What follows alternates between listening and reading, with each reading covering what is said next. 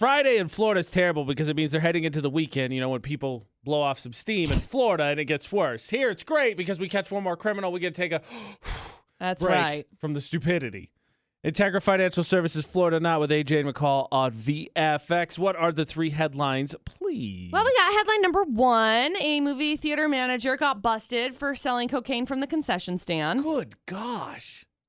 And you thought the popcorn was terribly overpriced. She put it in the popcorn. Oh. So there's story 1. Then we got story number 2. Some guy shot fireworks at his neighbor's house. That's not nice. He got busted for drugs.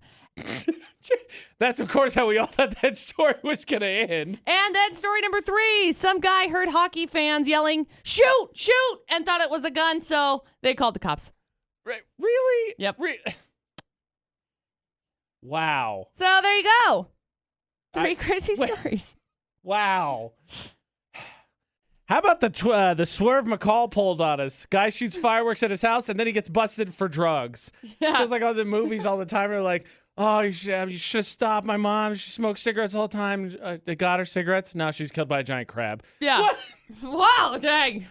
Holy cow. AJ McCall on VFX. I mean, come on, Jeff. You were totally swerved by that. You totally didn't expect it, right?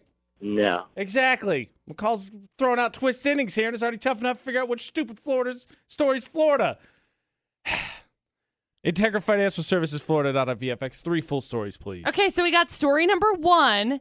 Finally found a justification for the ridiculous price of popcorn at the movie theaters because a movie theater manager got busted for selling cocaine from the concession stand.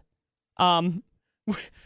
So that's got to be the extra salt, right? Like, do you want the popcorn, or do you want the popcorn with the extra salt? Some poor human walked in and was like, yeah. Oh. Wow. 39 years old. She could be facing up to 20 years in prison. I'm sure they had a second meeting somewhere, but wouldn't anybody be surprised when, like, the first person walked up and their popcorn was $12, the next person walked up and their popcorn was $200? It was $100. An undercover cop went in to go get a bag of popcorn with it. Something stand out to anybody? Bam, arrested. There's story 1. Story number 2, some guy got caught with drugs after some guy called the cops because he wouldn't stop shooting fireworks at his house. It's like, please stop shooting fireworks at my house. What kind of fireworks? The shooty kind. I don't know. Well, there's plenty. That's all I got. There's bottle rockets. There's Roman candles. Maybe there's the big mortars. The mortars like, no, if it's bottle rockets, they're annoying. I don't know. It just says he wouldn't stop shooting fireworks in the neighbor's house. So he got arrested. And then we got story number 3. Someone called the cops last week because they heard their neighbors yelling, shoot, shoot, I dare you to shoot, shoot. And they were nervous because they were like, danger. Well, it turns out they were watching a hockey game. They were screaming at the players to shoot the puck. Obviously. Shoot the puck. What did he think? There's some kind of standoff going in there, like those dudes that do the Malk skit? Malk! Oh, come on. What are you doing? Yeah, I don't know, dude. I don't know. Fortunately, everyone laughed it off. The people who called the cops even wound up buying some beer for the neighbors, said they were sorry. That's fair. They were just nervous. They wanted to make sure everyone was safe. So, good job, guys. There you go. 3 crazy stories. Oh, my gosh. Okay, with that being said, Jeff, I kind of like story number 1. I got to be honest.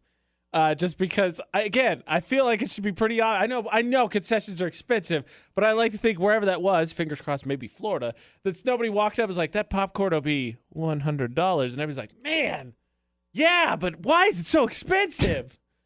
But that being said, what story do you think it is? I'd say story 3. You like 3. See, that's interesting because I don't think it's 2 because there's just not enough to it. But story 3, technically no crime was committed. It's funny, though, just because McCall and I have been talking about cops. Literally, 20 minutes ago, I was like, I'm going to get the cops called at McCall's house. What? All right, gut instinct. McCall's channeling tons of intuition here. I'm gonna assume everybody else is too because I ain't got any of it.